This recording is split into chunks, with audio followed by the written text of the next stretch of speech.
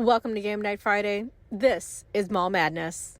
I've had this game sitting in my room for probably about 7 years, but the commercials are ingrained in my mind from childhood. And undoubtedly, I will say the commercials made it seem a lot more fun than it was, but it was really fun. Now, I bought this used, so I wasn't sure if it was going to have all the pieces, but thankfully it did, and the batteries still worked, which was super cool. Setup itself took anywhere from 5 to 10 minutes as we kind of tried to navigate what every piece was. There were some clearance and sale stickers that were no longer sticky, but it didn't affect gameplay at all because the signs were still put together. I didn't read the instructions for setup, but it was really easy to put together and kind of like a puzzle in the way that you know that these pieces can only fit one way. In the game, the mall has 2 floors. Each player has a color and you are able to pick either male or female characters. And there's a good amount of different kinds of stores that you can go to, so I didn't feel a particular gender bias. The coolest feature of this game is this little voice thing in the middle here. It gives you actions, it tells you about sales and clearances that you can hit.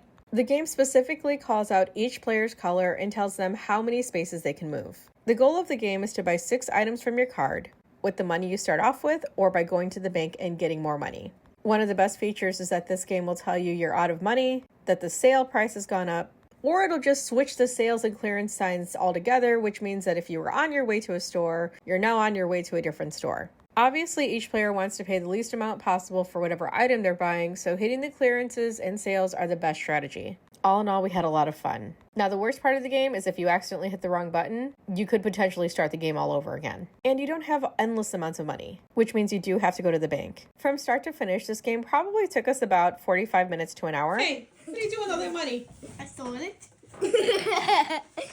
It's your father when he grows up. The game is incredibly large, which makes it a little bit hard to bring to friends' houses, but it's absolutely worth it if you can. And it aged so well. And my kids love it, and they want to keep playing, and I keep getting hits of dopamine because it's all nostalgia here, and I finally got the game, and I finally got to play it. And with that said, thank you for playing Mall Madness with me on our first Friday night game night. See you next week.